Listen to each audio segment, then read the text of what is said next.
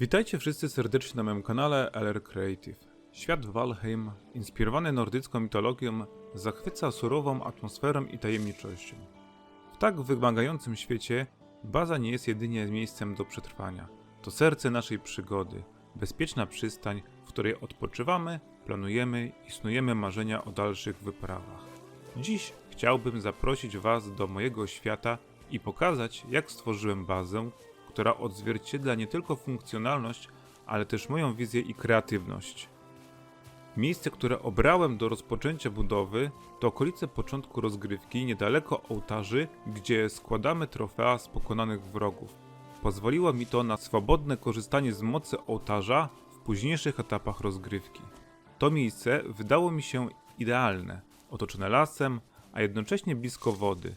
Na półwyspie, który wybrałem, słychać szum fal uderzających o brzegi, a gdy w powietrzu unosi się mgła, cała okolica nabiera mistycznego charakteru. Dźwięk wiatru unoszący się nad wodą nadaje temu miejscu poczucie odosobnienia, a jednocześnie budzi ducha przygody. Przez pierwsze dni skromny dom z prostokątnym dachem dawał mi ochronę przed chłodem i potworami nocy. Gdy w oddali rozlegały się ryki troli, a mgła spowijała lasy, wiedziałem, że muszę uczynić to miejsce bastionem nie do zdobycia. Forma budynku jest prosta, stworzona na planie prostokąta. Pierwotnie posiadała dwie kondygnacje z uwagi na ograniczenie wysokości. W miarę pozyskiwania lepszych materiałów budowlanych budynek został obmurowany kamieniem oraz dodałem kolejne piętro. Na parterze znajduje się sala kominkowa, która jest prawdziwym sercem bazy. Trzask ognia w kominku, zapach ziół suszących się nad paleniskiem i przytulny blask świec sprawiają, że jest to idealne miejsce na odpoczynek po trudach walki.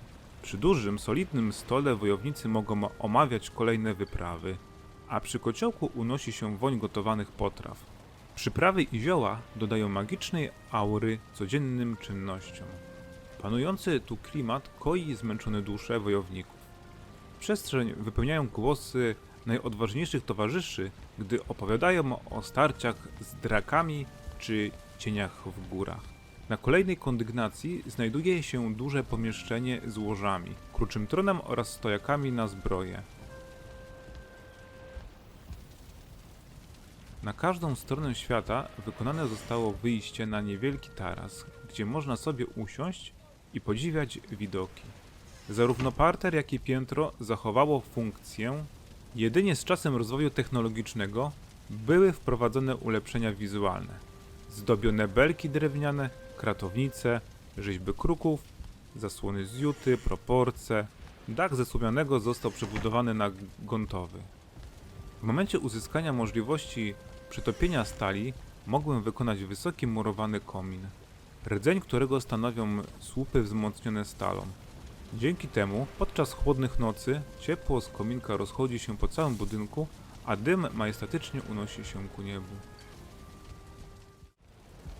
Technologia żelaza umożliwiła mi również wykonanie nadbudowy o kolejną kondygnację, gdzie zlokalizowałem warsztaty oraz kuźnię, które dotychczas znajdowały się na zewnątrz budynku.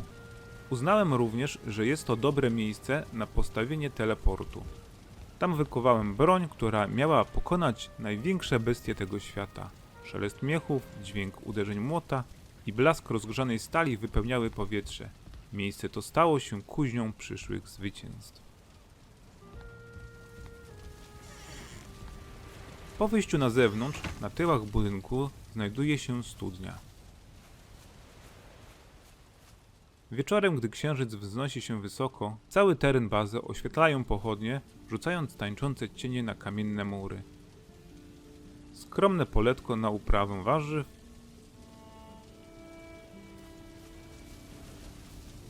tablica ogłoszeń mieszkańców,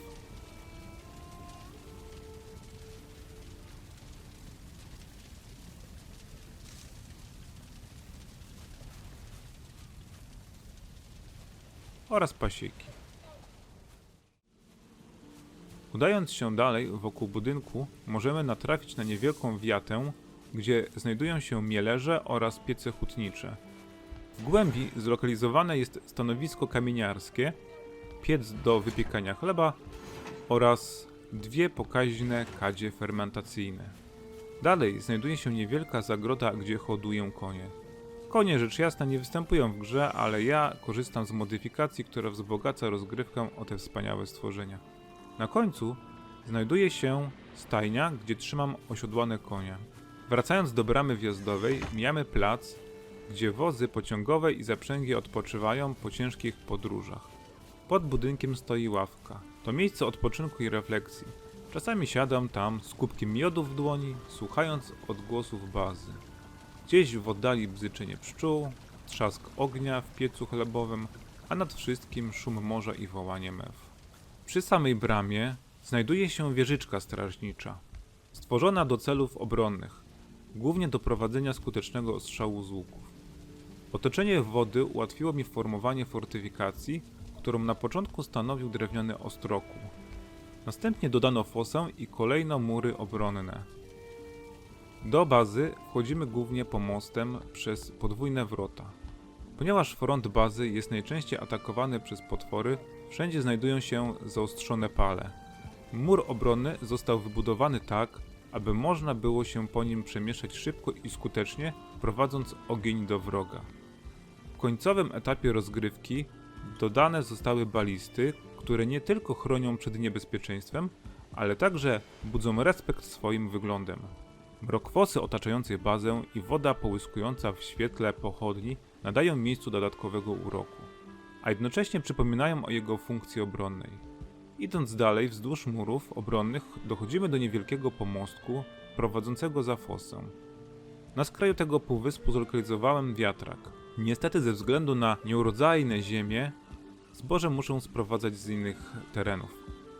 Kamienny pomost prowadzi do latarni morskiej, która jest jednym z najbardziej klimatycznych miejsc w bazie.